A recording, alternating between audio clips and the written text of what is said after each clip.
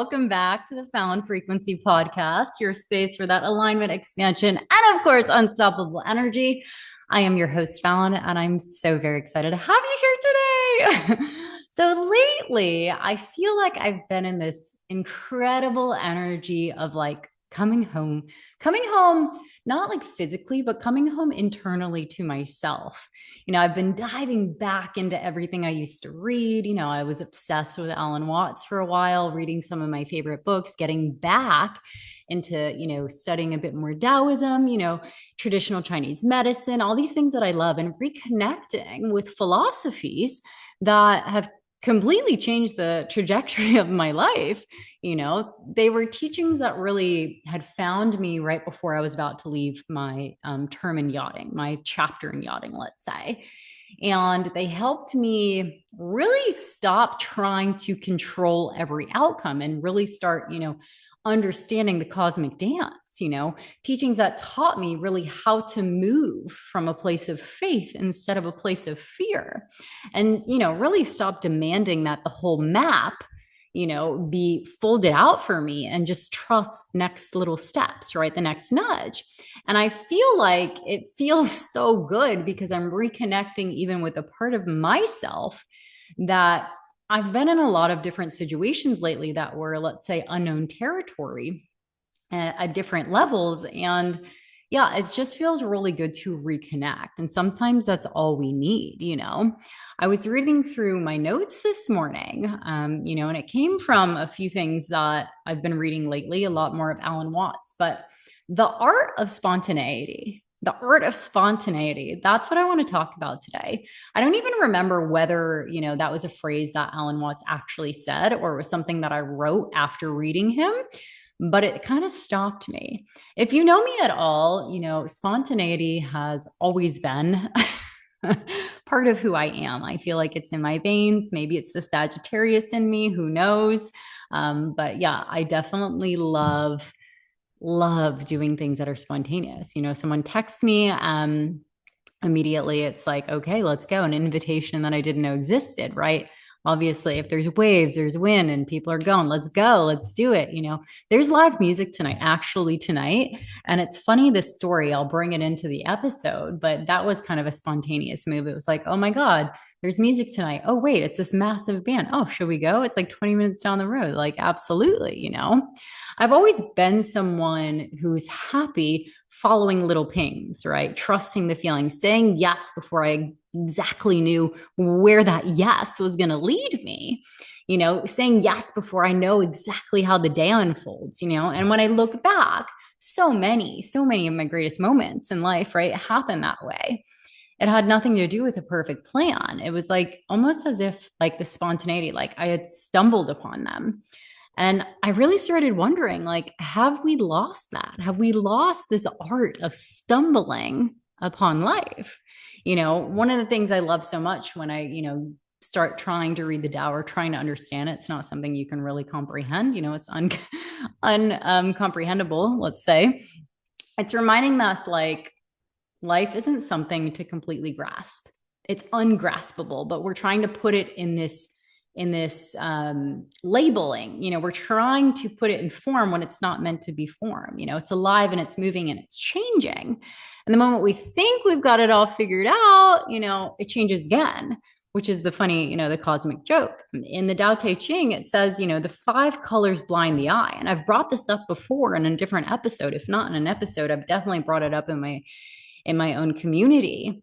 Because it's not about like the 5 colors being bad, right? It's when we become obsessed with defining something in a certain way, like categorizing it or boxing it in, we reduce it into something concrete that isn't the full spectrum of what it is, right? We stop seeing what's actually there. The 5 colors make a man blind.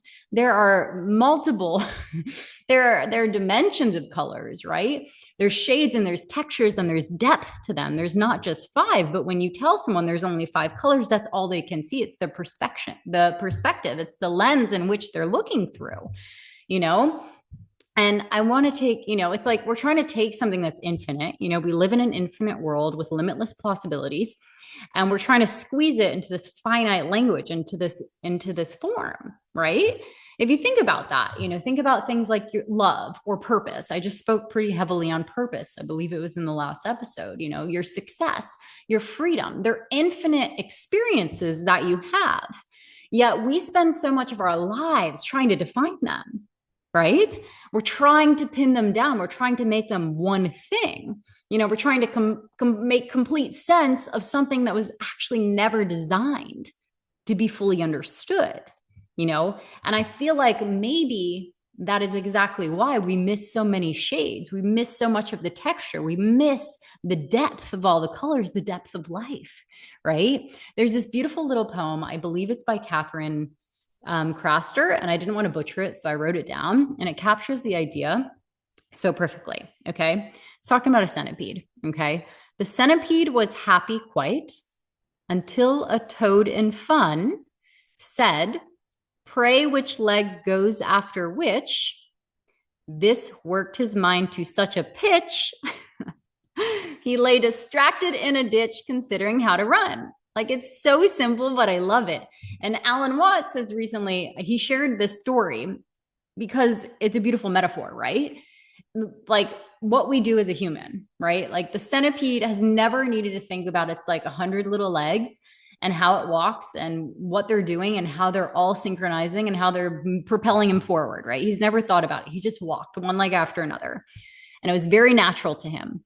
But the moment he tried to explain it or explain something that had always, let's say, happened intuitively, it added a different element to it. It froze it, right? It tried to explain something that wasn't explainable because it was natural to him. It's like us trying to describe, scientifically, you could try to describe this, but we're not sitting here right now thinking about, like, I'm not thinking about the air going in and out of my lungs. I'm not thinking about the way my heart's beating and how the blood's moving through my veins, right? I'm not thinking about all of these things that's happening, It's like we're trying to explain something that's happening intuitively, And the first time I really heard that, it was like, that is so us. That is what we do as humans. We get in our minds, we get in the ego, we want to bring things, we want to understand things like perfectly. I don't know if it's like a scared tactic, but it's like we want to understand it to such a way that there's no ambiguity, there's no uncertainty, that we actually ruin it by trying to do that. It's like we overthink a relationship until we can't simply enjoy being with the person anymore, right? It's like, do they like me? Should I have said that? Did I write the wrong text? Or if you bring it into the business sense, overthinking the business that you never actually launch. You have this idea and it's always that you're not quite ready. Why? Because you're in your head, or you take another course because you feel like you need another course, or you want to tweak it a little bit more, but you're not actually executing on something that intuitively downloaded for you, right? It's like we overthink a conversation until we never actually have the conversation. You know what I mean? Overthink our purpose until we become completely disconnected from the very thing that we're trying to find out, right? If we're trying to say that, I went more in depth on this in another episode, but if we're trying to say that we have one purpose, and what is it? And we're trying to figure it out, and we're trying to like squeeze all the juices out to figure out what is that one purpose, we miss it, right? We're disconnected where we're falling into our purpose. What if we're not meant to just have one, but you've just ruined it by thinking in your mind finitely that there is only one that exists for you when there could be multiple. You know what I mean? So I feel like that's another example of us trying to make something, infinite, finite. It's like as if an entire human life could be reduced to one thing, one identity, one path. Life has always been so much bigger than that. And I've definitely discovered that on my journey. And it's an incredible journey. And it's funny when you open up to the infinite, you realize how much more is available for you. This is not new news, but maybe somebody needed to hear this again today. Life has always been so much bigger than we realize. Somewhere along the way, thinking is like replacing our living. We're operating from a tiny part of ourselves, and I'm pretty sure we can only access like 5% of what our potential is. Trying to understand things to the point where it's replacing experiencing the thing, right? I don't know about you, but I am seeing this a lot, and it's a very relevant conversation for right now. And I catch myself. I definitely catch myself doing it. I was thinking about it recently, and this concert that I'm going tonight, concert show, music fest, whatever you want to call it. And one of my girlfriends is in town for the month, and she's incredible. She's awesome, real sporty, loves doing things, curious, driven. She wants to squeeze every drop out of life. Okay. And what she did is she set herself up to have all these plans while she's here. She's seeing so and so this time, seeing her sister this time. She's doing a workshop this time, all these different activities and experiences, right? Which is great. But every day, every weekend kind of has a plan to it. Okay. And I think that's fantastic. Like, why not have a plan? Love that she wants to learn new things, love that she wants to experience new things. And I'm not saying, don't get me wrong, I'm not saying planning is bad at all. I think intention is certainly beautiful, but something happened, right? This band that's coming this evening announced a last minute show, little venue just down the road, cute little place. And, we invite her. We're like, let's go. We're doing it. When we found out, we were like, it's incredible. Like, why wouldn't we go to that? Is one of those awesome little gems from the universe. I love that. And we're going. And I was, immediately was like, oh my God, so-and-so would love to go to this.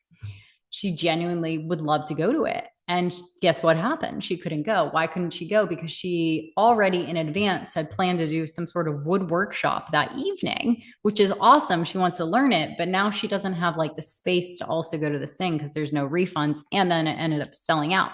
But it was like every bit of her time has already been spoken for before the time has occurred, right? And I found myself thinking about that after this long conversation ended, that it's not because she did anything wrong here, but it was like, I guess the question that came to mind for me was, how many beautiful surprises have we accidentally left no room for?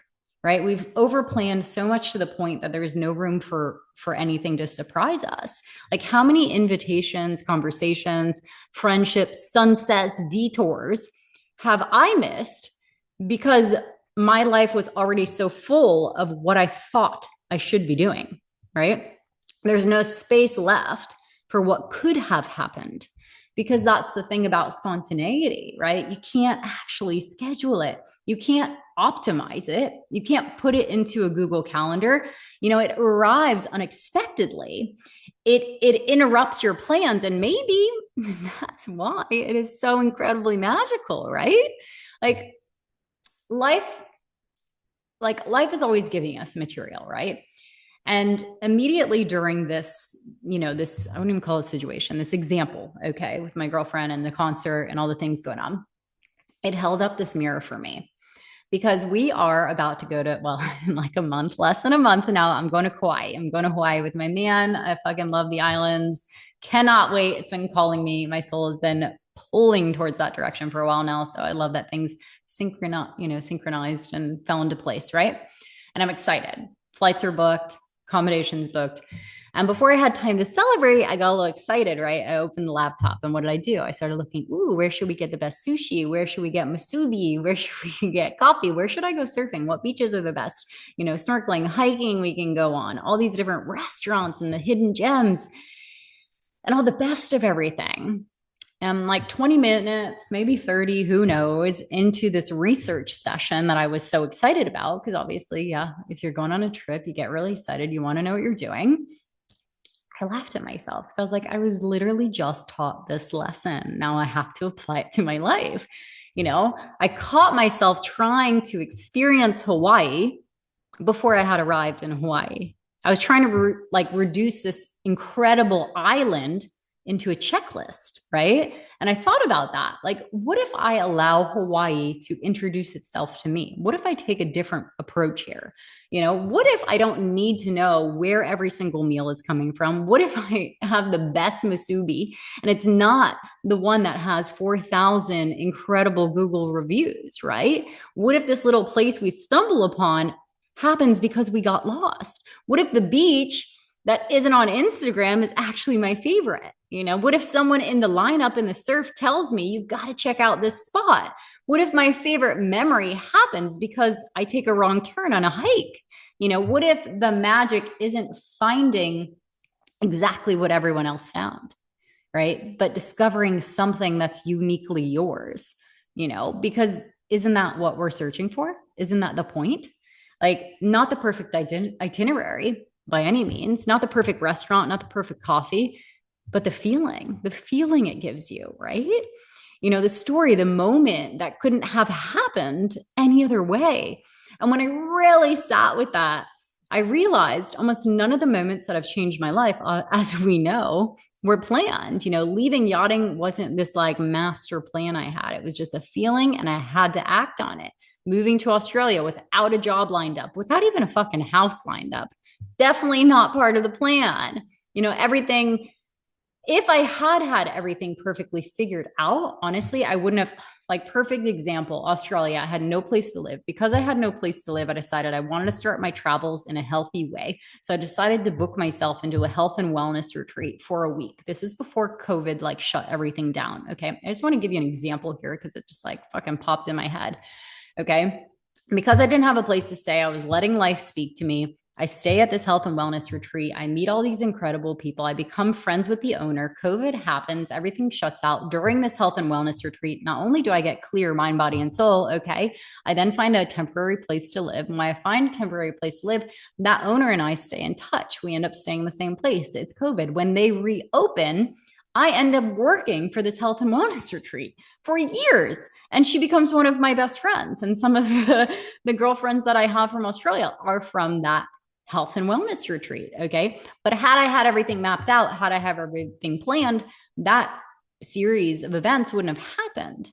Okay. Everything's connected. I go way more in depth into this and in Unbound, but everything's interconnected. And I fucking love it when you trace the steps backwards and you actually see what happened. But you can't do that if you're not even open to fucking being in the unknown, right? If I had everything perfectly planned out, I wouldn't have gone straight into that, right? I wouldn't have stayed there, right? I had space though. I allowed myself to have space. I didn't have to have it all figured out. I knew I had to get myself over to that country. I knew I had to get myself in that ocean, and that was it. And it came to me little by little. In that space of openness, I found traditional Chinese medicine. It has helped me on my path in so many different ways. Okay. Not just my own personal health journey, but bringing me back to my roots. Okay. I did shiatsu. I found Zentai shiatsu, right? I started running these wellness retreats. I started facilitating them, not because this was part of my master plan. I did always have this seed planted that I would be in the health industry, that I would be with wellness in some form. And that's all I needed, apparently. Right? Like, it's like this little intuitive nudge, one after the other. And it's so funny when I think about this now and what I even teach women, because they're so scared to listen to the intuitive nudge. And it's like, my life is the way it is because I listened to the nudge. If I didn't, I'd probably be miserable in my hometown and never have left. Nothing wrong with that if that's your plan. But I'm saying mine didn't unfold that way, right? Obviously, fell way more in love with the ocean and surfing there. It was like, it will forever be my first love. But it's like, okay, another one. Never planned to move to Washington, where I'm currently am right now. Okay. I certainly never imagined building the business that I have today, right? Even this podcast came as a little intuitive nudge. This wasn't part of some perfectly mapped out 5-year vision. It was simply a whisper. It was like a dream that kept visiting me. Literally, I saw it in my dreams. They say pay attention to your dreams. This one visited me a few times. I was like, okay, apparently I need to act on this, and it's funny now that I it's so crazy to me because running this podcast and having this voice and having this visibility, like, if you would have known that identity of me, that version of me, I was so quiet and shy and didn't really think I had a lot to say. And now you can't shut me up. Eventually, basically the nudge, the whispers, they became louder than my own excuses. Okay. And I finally listened. And looking back, like, my life has been built that way. It's not actually even been built by any sort of certainty. It's been built by curiosity, by intuition, by understanding that. And I want to say this because I think people think automatically I take this big move, I do this thing, and it automatically works out. That's not how it goes. At least it didn't in my story. You have to understand that if you have this intuitive nudge and you're brave enough to take the leap, you're brave enough to actually do the thing, you've got to stay on the journey. You've got to understand if if you take a different course, it's okay. It's like being open to the mystery, being open to whatever happens, not open to I move across this and it works out this way because I thought of it this way. Like let life surprise you, right? Saying It's like saying yes before knowing where the road's going to lead you is the whole point. Being willing to be spontaneous. And I almost feel like being willing to be spontaneous, you find so much more magic because you don't have expectations in the sense that you are not held on to a certain outcome. You haven't pre-predicted an outcome. So you're letting life surprise you. So it does. So it's actually like, it doesn't even matter what happens because what happens is perfect, if that makes any sense. The cosmic joke. We spend so much of our lives trying to control things that we actually can't control. We're never actually in control to begin with.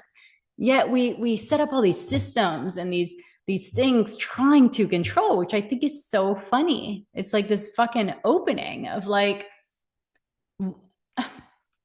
it's just like it's all going to come crumbling down. It's like the weather isn't asking us, right, for permission, or the ocean or people.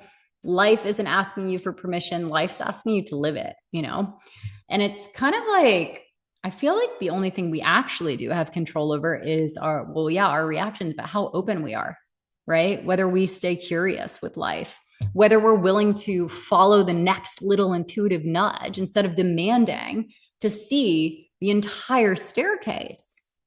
There's probably magic at the top of that staircase, but if you limit your vision to those 5 colors, you're only ever going to see those 5 colors, right? So can we just open up enough, open our minds and our perspective enough to recognize that we don't have to know it all. We don't need to know the whole spectrum of the rainbow, right? Like we get to see the different textures and discover it along the way, and I feel like maybe that's what being spontaneous really is. It's not a reckless thing. It's not throwing your plans out the window, but by all means, if they no longer align with you, it's basically having super deep self-trust in life.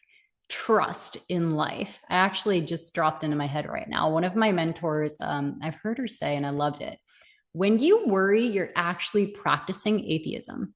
And I was like, fuck, that's so good. Because we talk about trust all the time and self-trust and being connected to a higher power, universe, God, source, spirit, whatever you want to call it, whatever resonates for you. And it's like, oh my God, when we worry, we're not actually trusting there's a bigger plan. We're not actually trusting ourselves. We're saying we're trusting, but internally we're not actually trusting.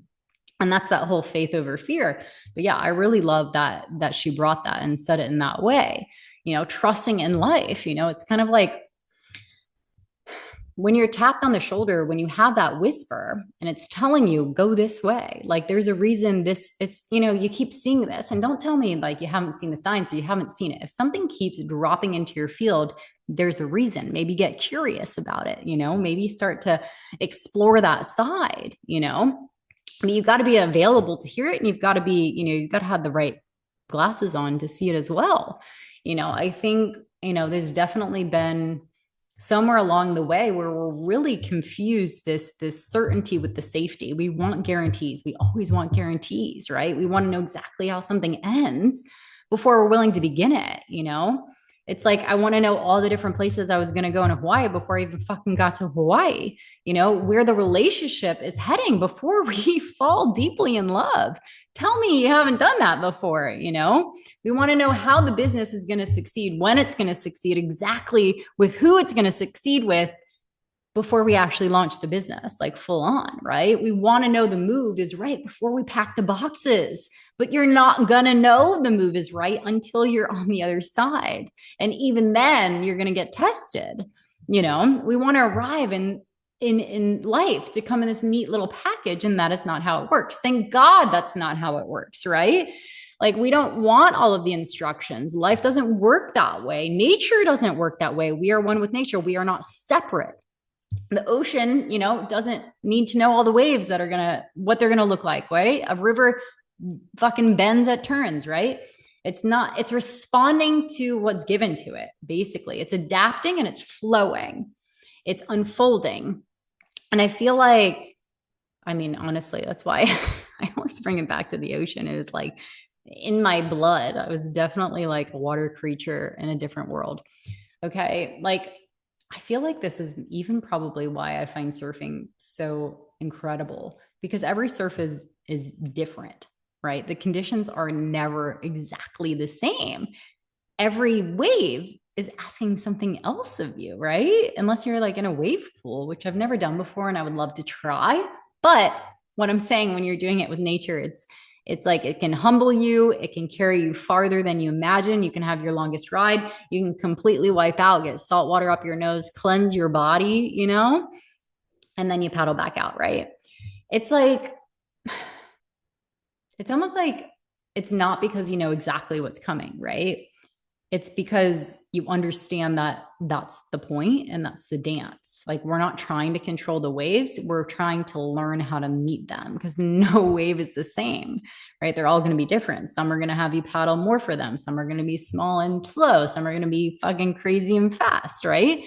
And maybe that's even deeper, the invitation that life is extending to us the entire time. It's not about controlling it, but meeting it. Can we meet life? And who are we when we meet life?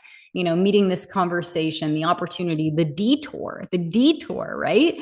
The version of ourselves we've never met before. We don't know who we're going to be in a situation we've never been before. That's the point, and that's growth. The version of ourselves. I don't think spontaneity is, I mean, it's not even like becoming impulsive. It's almost like you've got this deep internal trust that what you feel, you act on, right? It's when we get in our head too much thinking that we stop acting. I think it's about becoming more available, right? More available to wander, more available to the mystery, more available to the infinite, available to the possibility that life might actually have imagined something way better, far grander than we could have, right? Than our little minds could have. Spontaneity, saying yes to everything, right? It's not saying yes to everything. Sorry. It's saying yes when your soul is saying yes, right? There's a difference. Your mind doesn't have time to build a case against it, because it always will. It's trusting that not everything meaningful in your life can actually be scheduled. I actually think it's quite the opposite. The most meaningful things in your life are not scheduled, right? Not every life-changing conversation appears as something that's booked on your calendar, right? Not every best friend arrives through this perfect planning, right? Not every opportunity announces itself 6 months in advance. Some things simply knock.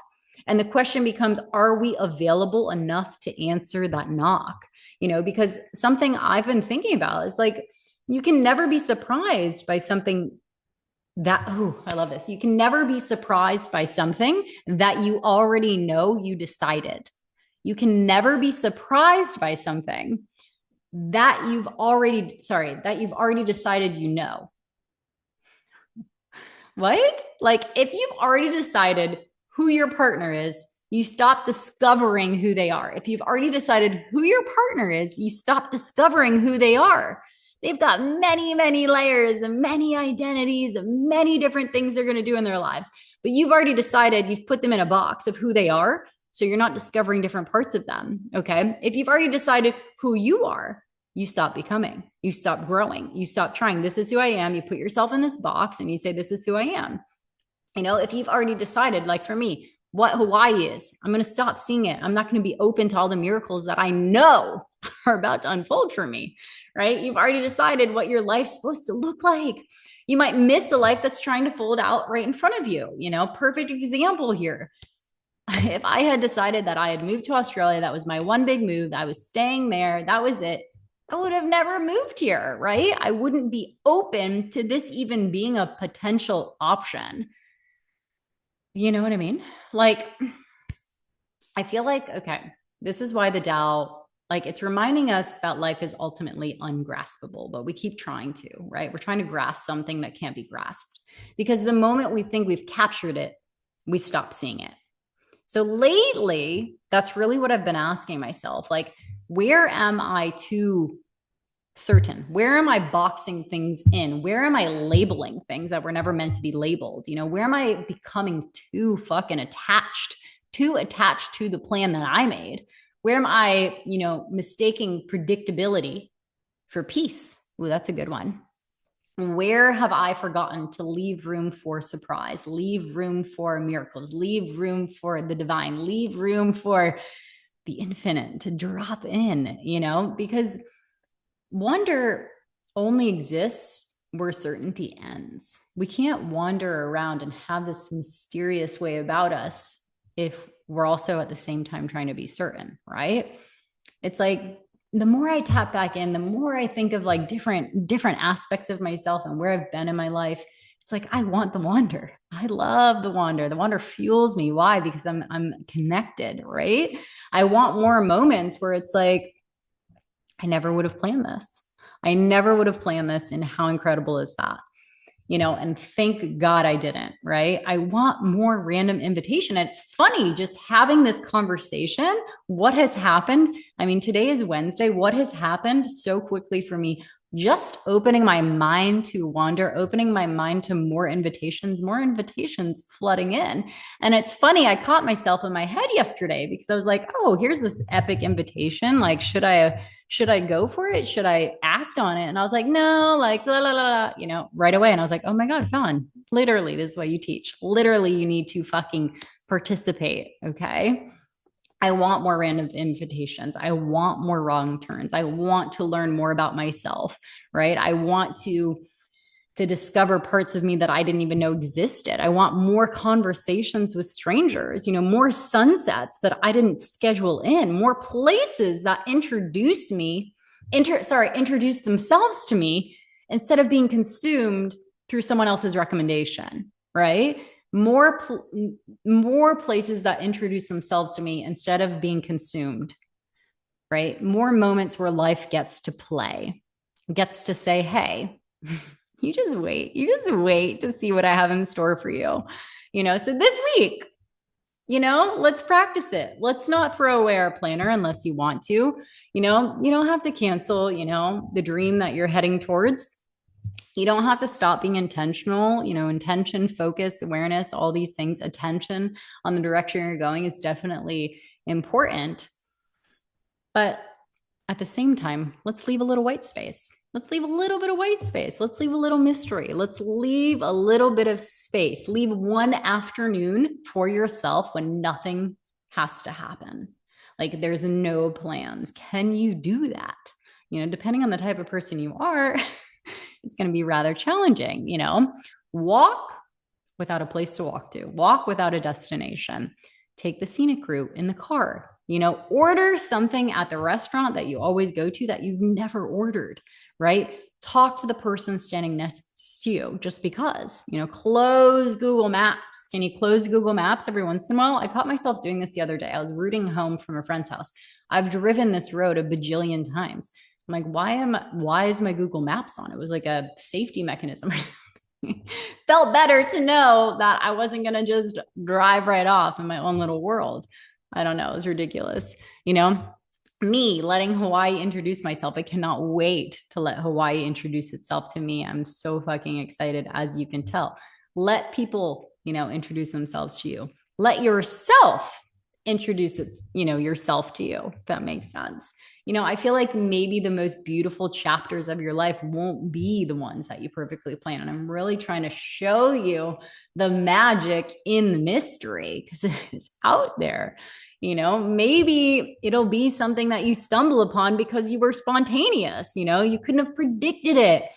Reminding you when these things happen, the beauty is that it reminds you there is infinitely more creative things available. There's more than your imagination has ever even seen, right? When we can open ourselves up and tap into that infinite potential, infinite world, we're reminded that we're not just this thing on earth, right? We're reminded that we're part of a bigger thing, a bigger picture.